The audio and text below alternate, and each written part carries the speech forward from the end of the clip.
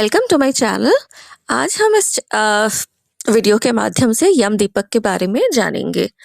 तो धनतेरस और छोटी दिवाली की शाम को हम अपने घरों में यम का दीपक जलाते हैं, जो कि बहुत ये जो परंपरा है बहुत ही पुराने टाइम से ये चलती आ रही है।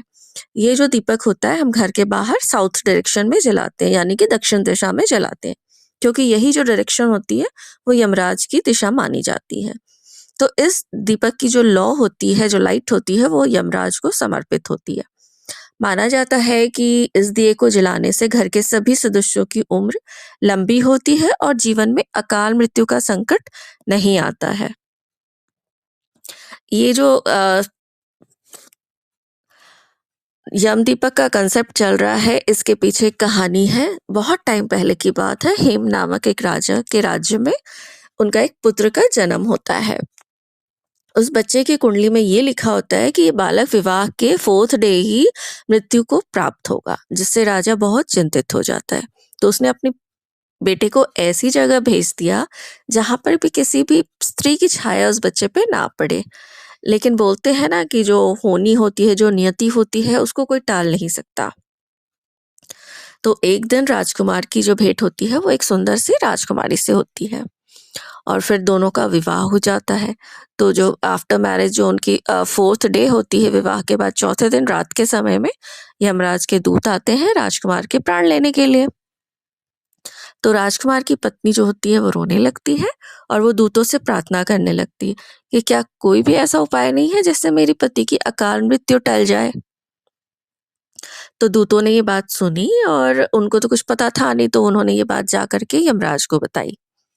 तो यमराज ने कहा कि मृत्यु तो निश्चित है, ये तो एक अटल सत्य है, पर जो व्यक्ति धनतेरस के दिन दीपक जला के मुझे याद करेगा, उसकी अकाल मृत्यु जो है वो टल जाती है। इस साल 2025 में धनतेरस वो 18th अक्टूबर को है, सैटरडे को। और जो यम दीपक जलाने का शुभ टाइम है वो है शाम 5:48 से 7 o'clock तक है। 7:05 तक जला सकते हो आप। एंड दीपक को हम किस तरीके से जलाते हैं वो सुन लीजिए। सबसे पहले क्या करना है, आपने आटे का एक बड़ा सा दीपक बनाना है, उसमें अपने सरसों का तेल डालना है और 2 लंबी बातियां रखनी है, ठीक है। उसके बाद दीपक को आपने रोली, अक्षत और फूलों से उसकी पूजा करनी है।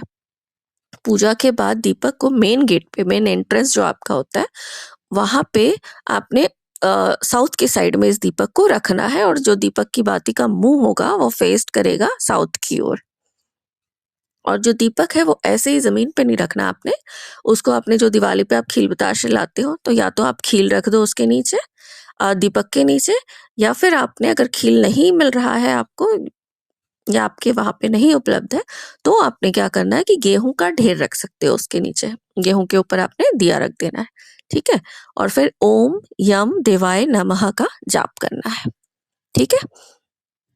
और ये जो हम यम दीपक जलाते हैं ये यमराज को समर्पित होता है।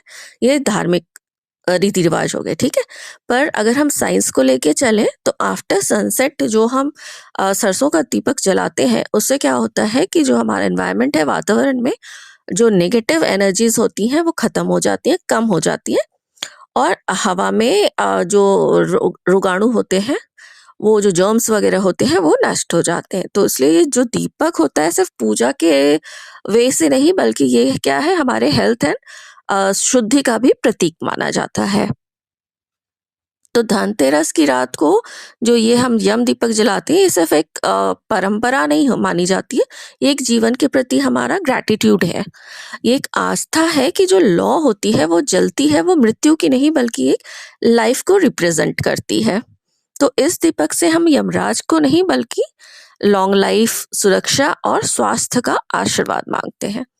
तो इस धनतेरस आपने अपने घर के बाहर यम दीपक जलाना बिल्कुल नहीं भूले।